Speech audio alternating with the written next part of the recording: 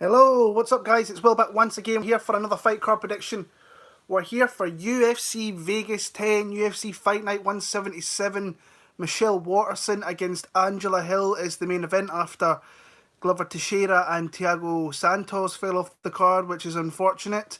So the girls have been moved up into the main event here. And overall it's a fairly decent card. Keeping the ball rolling with these fight cards all the way through the rest of the year, which is going to be a little bit crazy. So yeah, looking forward to talking about that. Just thank you for everybody that managed to catch my Dana White Contender Series picks last night. It was out fairly late. I really do appreciate that. Hopefully if you made some bets, you maybe won some money last night. I decided to stay away. Stupidly never bet Blackledge, which was my probably the pick that I really wanted to kind of to make, but I thought I'd stay away and watch instead. If you're new to the channel, guys, please hit the subscribe button, hit the bell. We're still trying to get to 4,000 subs by the end of the year. If we can get there, that'd be much appreciated. And if you can throw a thumbs up, that would be even better, because it only helps the analytics and it helps it get out there well. So appreciate that. And if you get any picks for this week, bets, anything at all, I've got no bets as of yet. There's a couple that I like the look of, but I've not really jumped in yet. Had a pretty big betting week actually last week in the Overeem fight, or the Overeem card I should say, one of my bigger nights of the year, and it was kind of mainly down to my niece. I bet him by submission and I bet him by straight as a dog, so did really well, hoping to continue that run here. I've got some Bellator cards. If I can find some time between the next day and a bit, I've got some things on. I might get some Bellator predictions out. I'm probably going to get some Cage Warriors predictions out, because they've got 3 cards in a row coming up very soon. And I can see you guys in the chat there. I hope everybody's well and looking forward to this card this weekend. I did the MMA huddle earlier on in the week, and I've kind of maybe softened my stance on a few fights and maybe changed a couple that I've seen from there. So we'll get into that once we get into the card here. But we're starting off with the women's flyweight division. We've got Sabina Mazo against Justine Quiche. And I saw the bet line, and I'm like, Sabina Mazo's like minus 250, and I'm like, who is betting that line at that price? And like, I just don't like that line at all in that spot. Even though I do think she's starting to put it all together, she's starting to really look good, she's starting to kind of use her reach and everything. But that JJ Aldridge fight, I'm kind of like a little bit surprised that she really won that fight when I went back and watched it again. I think there was a spot there where JJ could have initially won the fight. Justine Quiche, the girl that's kind of panned out not to be that kind of great. She was on the Ultimate Fighter, she had an injury through there, and she's really just kind of shut the bed really with her. She's really just not kind of panned out too well in her kind of UFC run here. I mean, she was beating Randa Marcos before she went to the UFC, had an injury, beat Yoda, and then she's kind of tailed off Ji Young Kim, Felice Herrig. Is coming off a win over Lucy Pudilova, where I thought she did look as good as she really ever has. But Lucy Pudilova's very hittable. She's very open to getting taken down.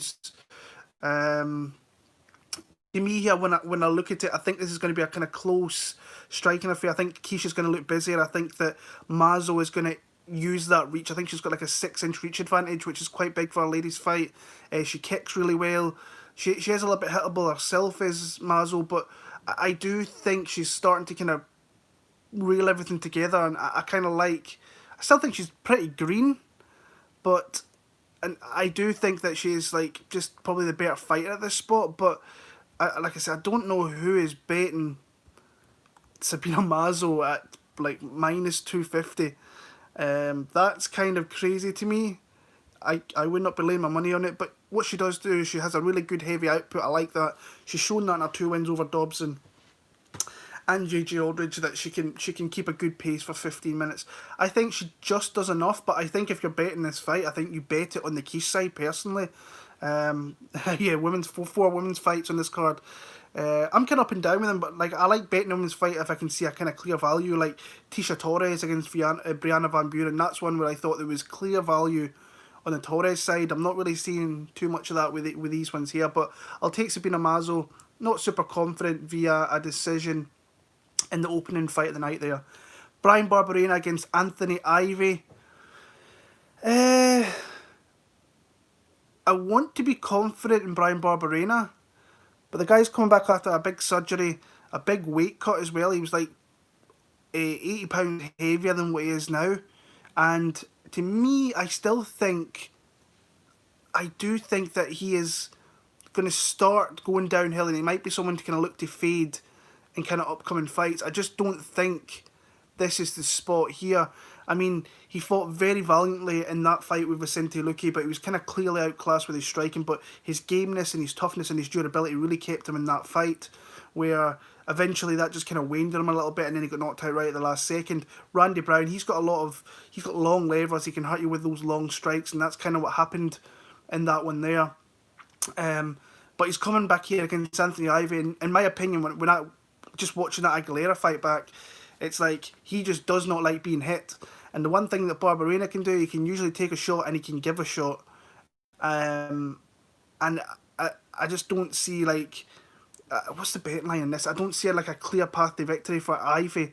I think even if he was to get him down, I think Barbarina would be back to the feet. I think he could push him against the cage and hurt him a little bit. It's like minus 275. Geez, I don't want that at all. Coming off a surgery, coming off a long layoff, I think of over a year probably. And then the surgery on top of that here. Interested to see... I'm just interested to see how he looks. I'm going to sit back and watch this one. I'm going to pick him though. Anthony Ivey, to me, I think that last fight showed a lot with him not wanting to take strikes at all. So I'll take Bryan Barberena. I'll take him via stoppage just for the simple fact, to me, that Ivey doesn't like being hit. So yeah. Frank Camacho against Brok Weaver's up next. Initially I was on Frank Camacho, and the more I'm sitting back and thinking about this, and it kind of pains me to say it, I think the smart play is actually on Brok Weaver here. To me, Camacho's coming back a little bit too soon. That was a pretty devastating knockout against Justin James. But then you're picking Brok Weaver to win a UFC fight. I'm like, ugh. And he's won one UFC fight against Kazula Vargas, which he was losing completely. But I think, and then he lost to Roosevelt Roberts, which I don't think he actually fought that bad in the opening kind of stanza of that fight there. I thought that he was a little bit behind, but he was trying things. He was trying to get his back off the cage. He was trying to reverse position. But to me here, Frank Camacho's going to... These two guys are going to stand there and kind of swing some leather at one another. And I think that if Frank can't get him out early, he really depletes himself, where I think Brok Weaver could come into this fight late on and potentially take it. I like I say, if I had to bet the side here, it would be Brok Weaver, but I don't want to have my money on Brok Weaver to like win or be confidently win a UFC fight, if you know what I mean, guys. Camacho, I mean, he's had some really exciting spots, but that was a bad look in that last fight. Getting blitzed out there inside a minute. I know he had a kind of botched weight cut. That must be tough considering what happened in fight week, opponents switching up and all that. So I'm not confident in the pick. I was on Frank Camacho earlier on in the week. I'm going to change my pick over to Brok Weaver. I think that's the spot I would rather be in. I think if he initially can get through this first 5 minutes, I think he can come into the fight late on, potentially win a decision. From some of the interviews that I've seen some other fighters say that he's been at American Top Team and he's been looking good. He's been in there working really, really hard. It's a hard fight. I'm going to pick Brok Weaver, but that could come back to bite me on my fat ass very, very quickly because, yeah, Brok Weaver's not great. So, yeah, staying in the lightweight division, we've got Bobby Green against Alan Patrick. I'm seeing some people have a little bit of love for Alan Patrick. I'm not on that side. I quite like Bobby Green. I don't like the line he's betting him at. I like betting him at the line that he was against Lando Venato when he was an underdog. I bet him there at plus 125. I thought it was a really good bet to make. I thought that was a really winnable fight for him, and he showed that, and he really dominated that fight with really good long striking, stopping his takedowns, really mixing it up with his takedowns as well.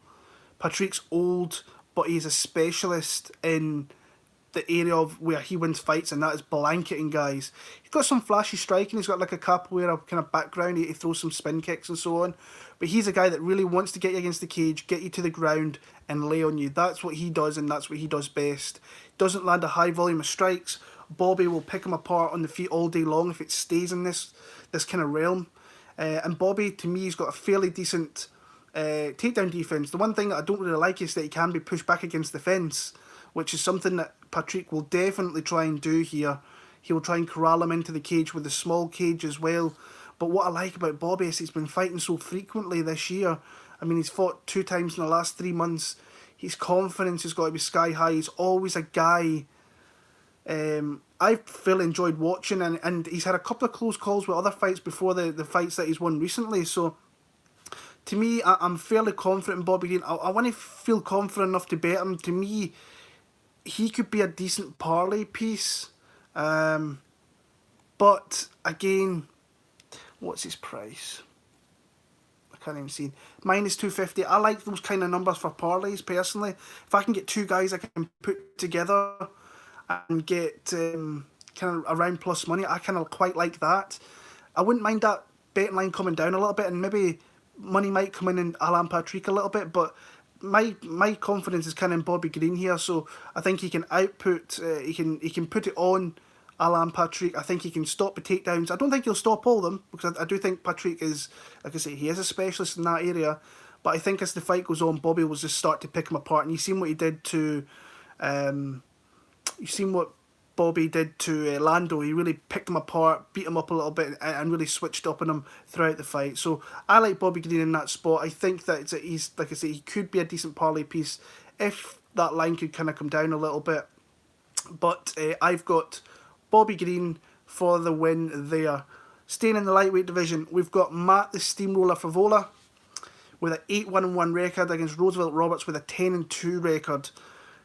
Very close fight in my opinion here. I'm seeing love for both guys and some of the predictions that I've watched, some of the takes that I've seen on Twitter, on forums, and a little bit on Facebook. I don't really like to look too much on Facebook, but it's pretty much dictating where the kind of betting line is right now. It's kind of close to a pick'em.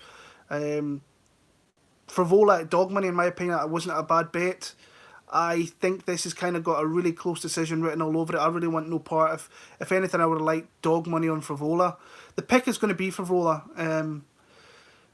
I like the fact that he's kind of fought a couple of guys recently with a similar stature to what Roosevelt Roberts is. Long, languid, lanky. And that's only kind of going to help him here. I like his aggression. I do think Roberts has got the striking advantage. I think he's very long. He can pick some nice, accurate shots. But Frevola, he really kind of barrels in with his striking, trying to get into the clinch, trying to get takedowns, and he will try and get takedowns. He does attempt them very frequently over the space of a 15-minute fight. We've seen that. Doesn't get them all the time, but he does enough to corral you against the cage, hit you with some strikes. His takedown defense isn't bad. We've seen that Roberts can fade off a little bit in fights and be taken down and controlled a little bit. Now, I do think he's going to start to put it all together. He's like Jalin Turner, his teammate, that once these guys start to put it all together, they're going to be hard guys to face because they're big dudes. They've got the skill sets developing all the time. I picked him against Jim Miller. I thought that he'd get it done there. He got caught by Jim Miller in the first round, and that was the most probable way that Jim Miller was going to win that fight, via submission in the first round, and he managed to bring that out. Like I say, I don't want any part of this fight if there's no dog money on the side that I like. So I'm going to sit back and watch this, enjoy it, and see kind of how it goes. But I've got Frevola. I think it's going to be close. I think it's got like a split decision kind of vibe all over it. If you're on either side here, I wish you all the very, very best. I've seen a couple of guys in the chat there that are kind of on the Frevola side.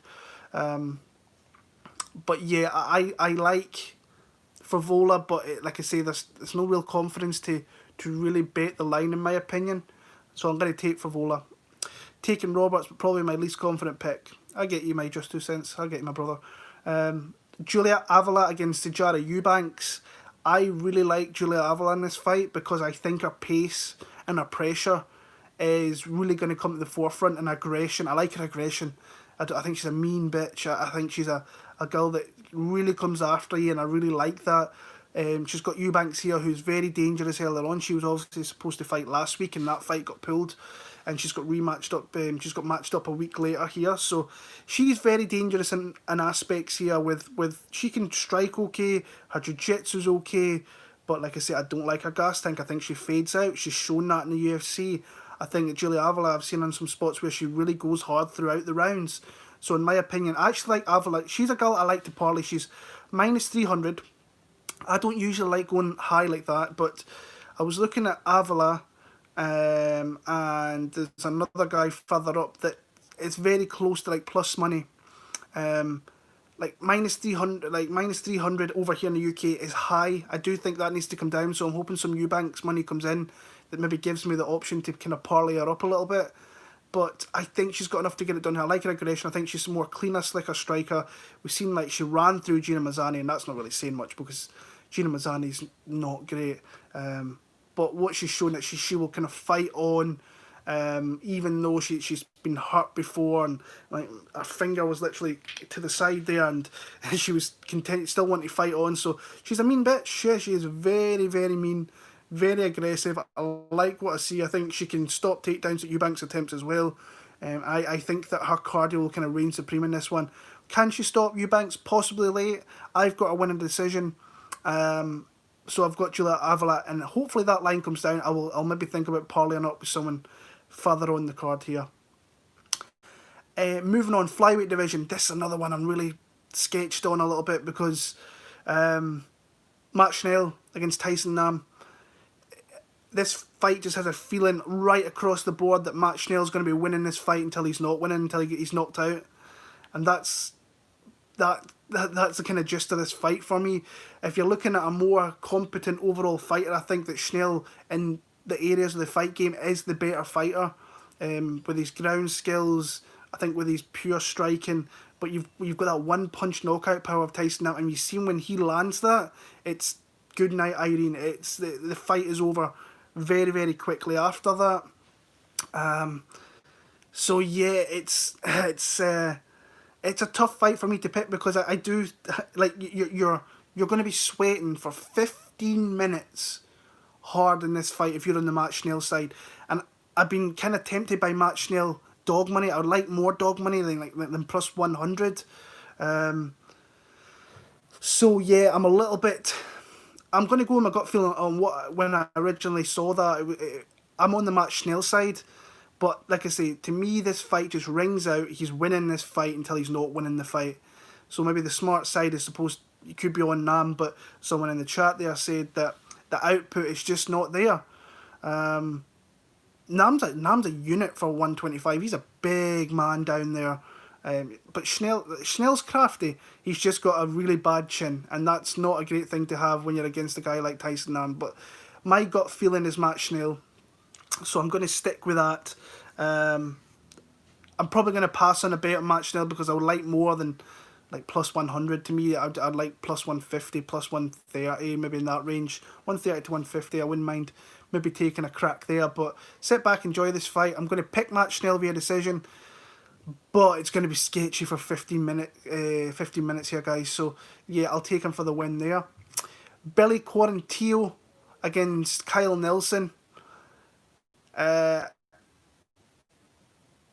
kind of salty that I bet Spike Carlyle in the last fight, and I also had him in a DK, like it was the playoffs, and I had him in the last 16. It came down to that fight, and I really thought that Spike Carlyle did enough to win that fight, and when I watch it back, I'm like, oh, he should have won that fight. So I'm a little bit gutted about that, a little bit salty, but I do like him in this spot here.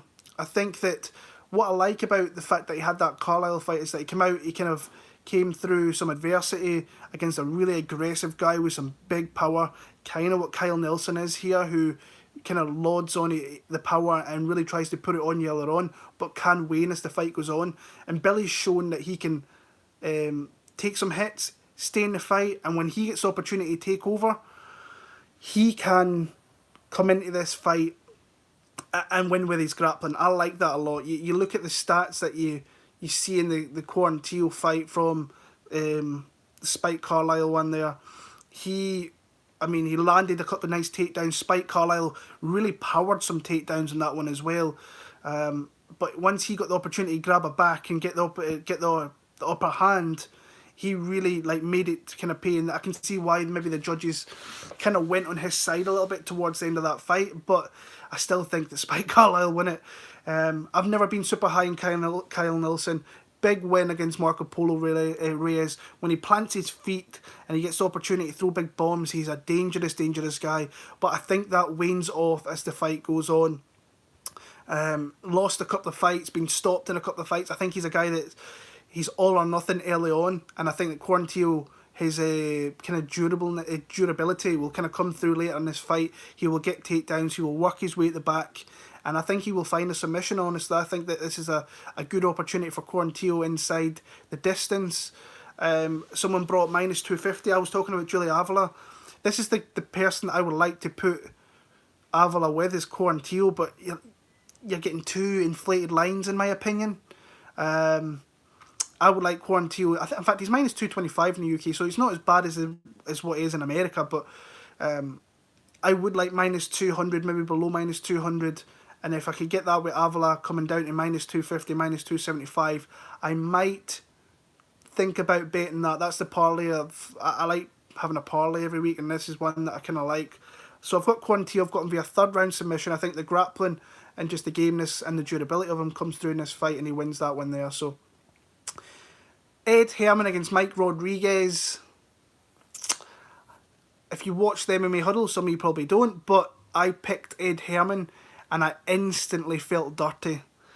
I felt like, what are you doing picking this slow, plodding guy who is like super hittable? But I do think he's got a path to victory in this one here. I kind of do, but I made the MMA Huddle on Monday. We're at Wednesday evening now, and I've had a little bit of time to think about it and look at some stuff, and I'm just like, dude, is it really a kind of good picking Ed Herman? And obviously you've got someone here in Rodriguez who's big dude, super athletic, hits hard. I think his wins in the UFC aren't great. Prachnio, Milstead, you can only beat who's put in front of you, obviously. But he's a big dude at 6'4". He's got a height advantage. He's got a fairly decent reach advantage at 5'2". Southpaw, so he's awkward. Lands more. But Ed Herman's a hard guy to take out. So for the majority of the time that he's in the fight, especially if this fight goes late, he could come into it. So I'm a little bit sketched out in this one here. I've got a funny feeling that this is going to be the fight next week or Sunday afternoon that I'm thinking, you should not have changed your pick. You should have stuck with your gut feeling on Ed Herman. But then I'm like, fuck. I'm like, I don't like the thought of laying down Ed Herman as a pick. And probably is dog or pass in my opinion, because like, you're looking at Rodriguez, he's minus 250. Whew, no danger would I ever play that.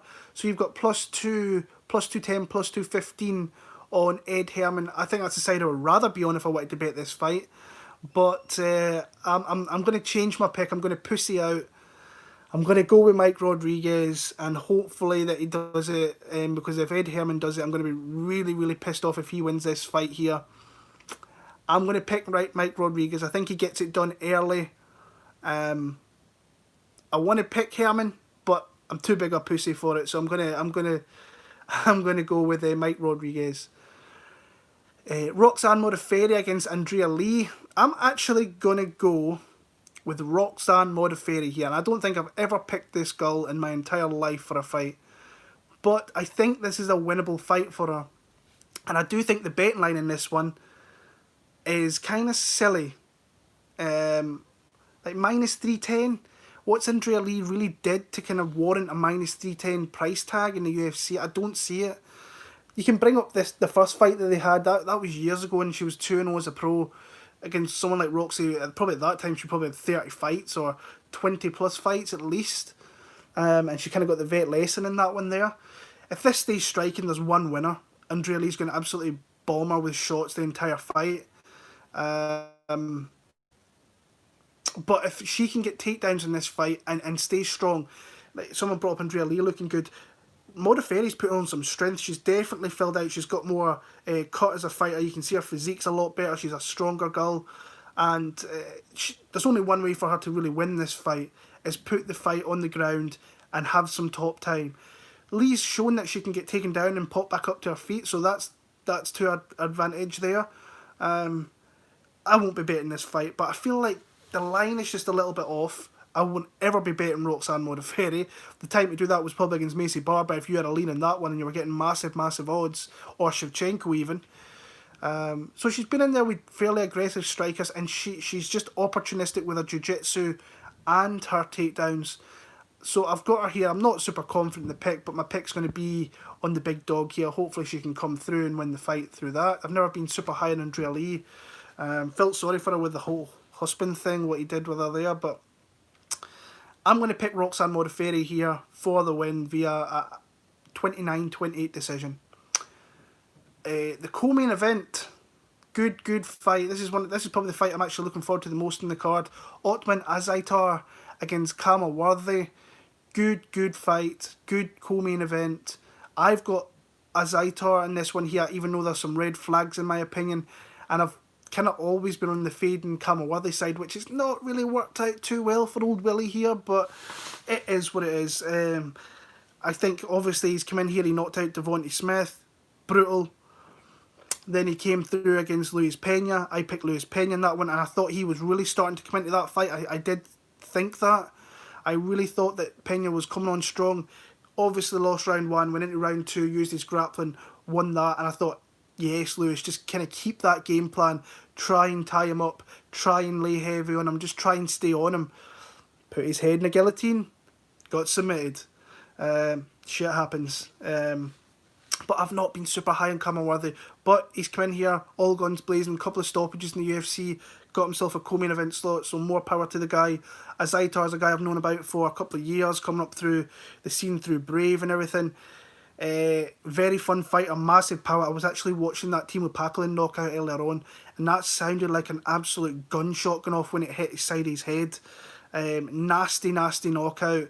He can do that, but he's also very hittable, like super hittable. I've seen Khama dropped as well, but Azaitar, he's been dropped numerous times on the regional scene, and that's a little bit of that's a big red flag, obviously.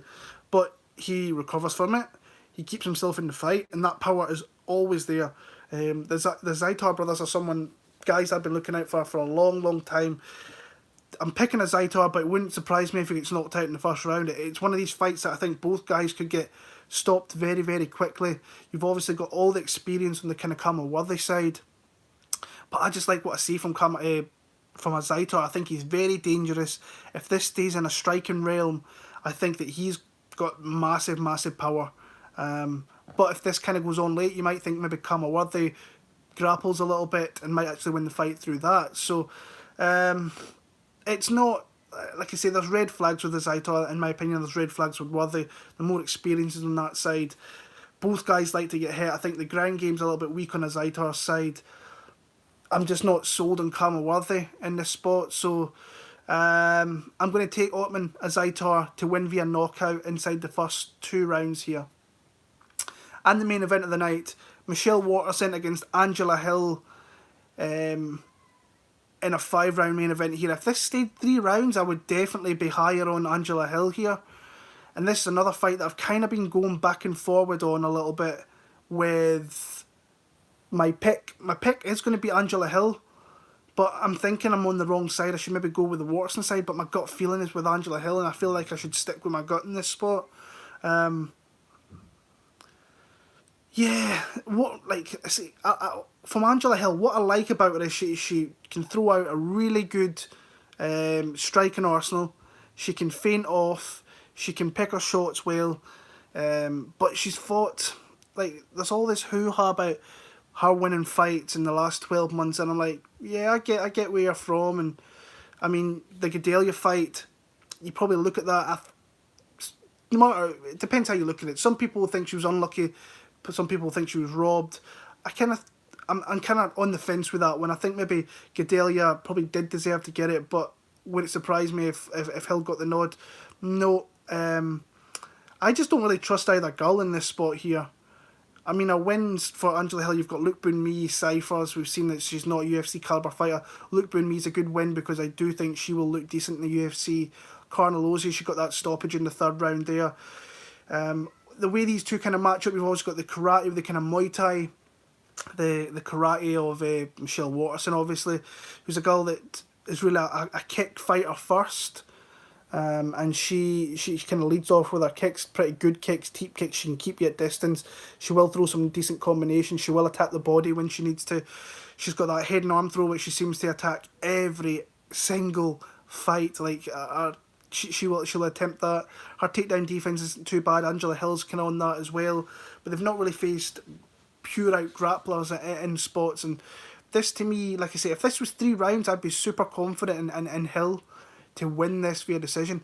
5 rounds, I think it kind of evens it out. You've had both girls who've probably, both girls who've had 5-round fights. I think that she had them in Invicta. Obviously, Waterson had them in Invicta. She's had some in the UFC here. A tough fight for me here. Honestly, I can't get a lot of confidence in either side here. But I can see Hill starting off good. I can see maybe the mid part kind of evening out and being very, very close, and then I can maybe see Waterson kind of coming on late. So to me, this has got like a smelly decision kind of written all over it. If this was to be a spot where Waterson could get it to the ground, get into a dominant position, I think she could win the fight there. But I don't know. You guys in the chat, who have you got, Hill or Waterson? I don't know. I've got no real kind of confidence in the pick. Like I say, 3 rounds I'd be on Hill, but she's what, minus 125? Minus 120. So she's a little bit lower than that even here in the UK. So if you're confident in a side, I mean, you're getting plus odds on Waterson. You're getting close to plus odds or as good as. First instinct was Hill, going with my gut. Angela by close decision. That's kind of where I'm at. Just my 2 cents. So, yeah, like I said, I've got no real confidence in the pick, but I think the pick is going to be Angela Hill in that one to win a decision in that one there. So, guys, that's my picks for this one here. Betting Ivy. Mate, I think if you're going to bet that fight, you bet Anthony Ivy personally. I like Waterson to win a decision or late sub after a rocky first round. Think Hill fades and Michelle Waterson gets key takedowns. That's good analysis there, actually. That could be exactly what happens in this fight here, but I've just got no real confidence in the pick, but I can see kind of path to victories for both girls. Sit back and watch. In fact, I'm probably not even going to watch this one. I'm probably going to wake up early Sunday morning and watch this fight, because I don't think I want to be staying up till 6 AM watching these 2 girls fight 5 rounds if it goes that long. So I will go to my bed, get some sleep and watch that on Sunday morning. So guys, that's my picks here for the UFC Fight Night 177 UFC Fight Night Vegas. We're back next week with Colby Covington against Tyron Woodley as our main event. I wish that fight kind of happened a couple of years ago. Because I think we would have got a better line on Colby Covington. I think Colby has to be the pick in this spot. And then you've got Hamzat fighting. It's actually a really good card. You've got Mackenzie Dern is a girl I always like watching fight. I've always been a fan of hers. And Ronnie Costa against Johnny Newson's a good fight. Bellator doubleheader this weekend. Like I said, I might try and get some predictions out for that maybe tomorrow. I will give it a bash and try and see if I can get some out, but I'm a little bit busy at spots tomorrow. You've got Donna Cerrone, Nico Price, Johnny Walker, Ryan Spann, Khamzat's fighting, and I'm really interested in that fight because that's a massive step up from who he faced in his first 2 fights to having Gerard Meerschaert, who is not super great, but he's tough, he's durable, a veteran of the sport, a lot of experience. And I'm a little bit miffed with the disrespect that they're showing to GM3 by booking him potentially another fight with Damian Maia. So I'm like, I really want Meerschaert to kind of derail the hype train there, but I also want to see Chimaev and see more of him to see if he is the main man, which he sets out to be. He looks like he could be. So, but yeah, there's good fights. Kevin Holland, Darren Stewart. I'm looking forward to seeing Miguel Baeza again. So there's good fights next week. Really, really, really good fights. So, guys, I appreciate you guys in the chat there for sticking with me for the last 35 minutes.